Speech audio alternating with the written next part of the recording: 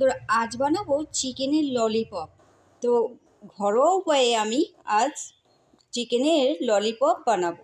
তো এখানে আমি 4টে ললিপপ নিয়ে নিয়েছি চিকেনের। লেবুর রস, নুন, আদা রসুন বাটা, জিরে, গরম মশলা, কাঁচা লঙ্কা বাটা দিয়ে দেবো, দিয়ে ম্যারিনেট করে রেখে দেবো কিছুক্ষণের জন্য। বেশ অনেকখানি আমি রেখেছিলাম, তোমরা চাইলে কিছুক্ষণ রেখে করতে পারো। আমার হাতে সময় ছিল। আমার বাচ্চারা এইসব ললিপপ, বিরিয়ানি এসব খুব ভালোবাসে। বাচ্চাদের জন্য শিখতে আমার কোনো কষ্ট হবে না, আর করতেও কষ্ট হবে না। ম্যারিনেট করে রেখেছিলাম। এবার দেবো ময়দা, তারপরে কর্নফ্লাওয়ার, তারপরে দেবো লঙ্কার গুঁড়ো। তোমরা চাইলে আরো বিভিন্ন মশলা অ্যাড করে করতে পারো। আগেই বলেছি ঘরোয়া উপায়ে করছি। সাদা তেল ঢেলে দিলাম, কড়াই গরম হয়ে গেছে। ললিপপ গুলো ভেজে নেব। প্রথমে আঁচ কমিয়ে ভাজতে হবে, চিকেন গুলো ভিতরে কাঁচা থেকে যাবে। পিঠ উল্টে দেবো, দিয়ে এবার মচমচে করে ভেজে নেব, লাল লাল করে। এর কাছে যদি ললিপপ থাকে, বেশি সময় লাগে না। বাচ্চারা বায়না করলে জলদি বানানো হয়ে যাবে, রেস্টুরেন্টের খরচাও